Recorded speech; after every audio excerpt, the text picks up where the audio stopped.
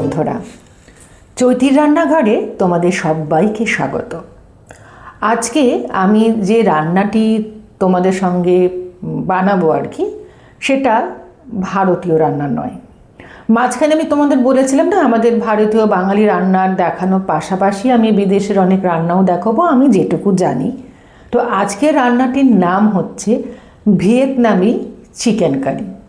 তাহলে দেখে নিই কী কী উপকরণ আছে আমার রান্নায়। ভিয়েতনামি চিকেন কারি বানাতে কি কি লাগছে।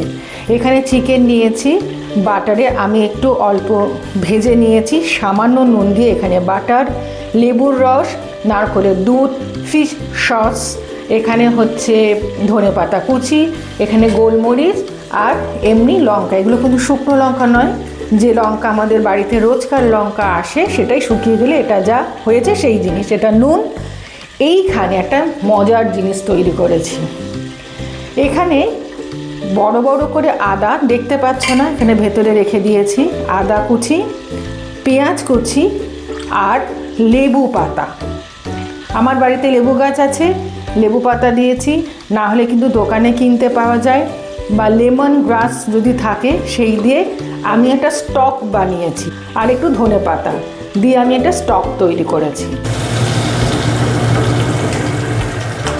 আমি আগে এই বাটার দিয়ে কিন্তু মাংসটা ভেজেছিলাম, যে মাংসটা ভাজা দেখছো তোমরা সেটা ভেজেছিলাম। এইখানে আমি একটু গোলমরিচ আর লঙ্কা নিয়েছি। লঙ্কাগুলো থেকে যে শুকনো হয়ে গেছে সেইটাই কিন্তু শুকনো, আমি শুকনো লঙ্কা ব্যবহার করি। কেউ যদি চাও তাহলে কিন্তু ব্যবহার করতে পারো।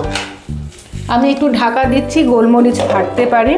আর একটা কথা আমি বলছি তোমাদের, নুনটা কিন্তু খুব সাবধানে ব্যবহার করবে। এই কারণে সসের মধ্যে কিন্তু প্রত্যেকটা সসের মধ্যে নুন থাকে। এটা এরকম একটু ভাজা ভাজা হলে আমি যে আদা,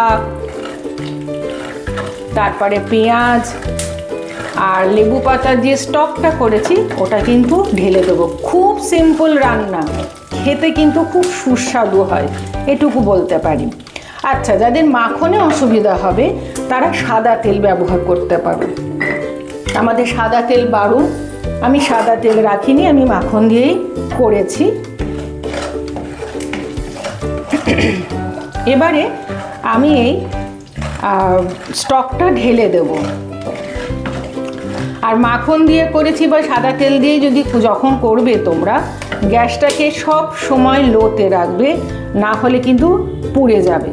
আমি স্টকটা আস্তে আস্তে ঢেলে দিচ্ছি। এই রান্নায় কিন্তু হলুদ ব্যবহার হয় না, আমি আগেই বলে দিলাম তোমাদের, কোথাও হলুদ নেই।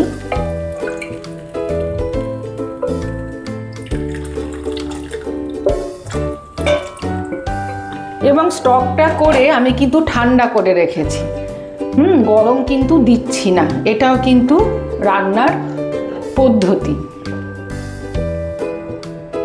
এটা কিছুক্ষণ ফুটে উঠবে, উঠলেই আমি ভাজা চিকেনটা দিয়ে দেব। স্টকটা দেখো ফুটছে, এই দেখে নাও। এরপরে আমি আস্তে আস্তে ভেজে রাখা চিকেনগুলো দিয়ে দেব।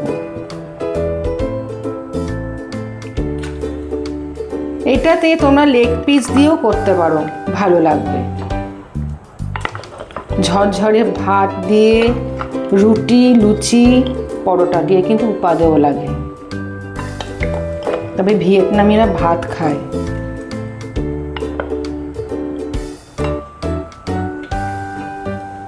এগুলো দিয়ে আমি কিন্তু ঢাকা দিয়ে দেবো সেদ্ধ হওয়ার জন্য।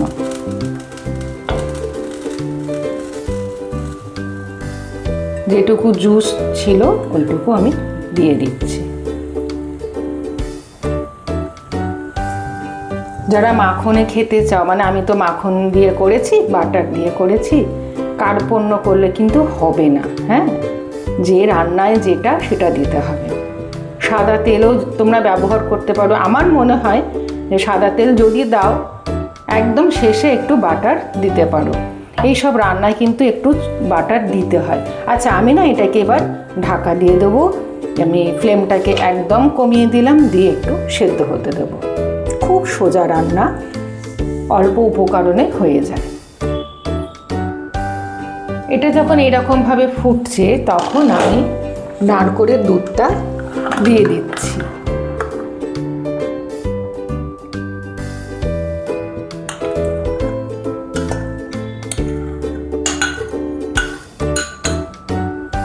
এবং তার সঙ্গে এই যে সসটা আমি রেখেছিলাম এটাও দিয়ে আবারও কিন্তু আমি ফোটাবো। খুব বেশি দিইনি, 1 চামচ আর একটুখানি দিয়ে ভালো করে নেড়ে আমি এটাকে আবারও ফোটাবো।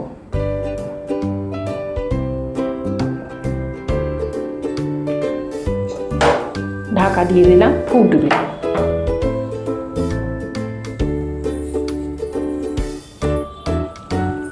বন্ধুরা, আমার রান্না প্রায় শেষের পথে। এরকম জিনিসটা দাঁড়িয়েছে, খুব ভালো করে ফুটে উঠেছে দুটো জিনিসই। আমি নারকেলের দুধ এবং সসটা দিয়েছিলাম।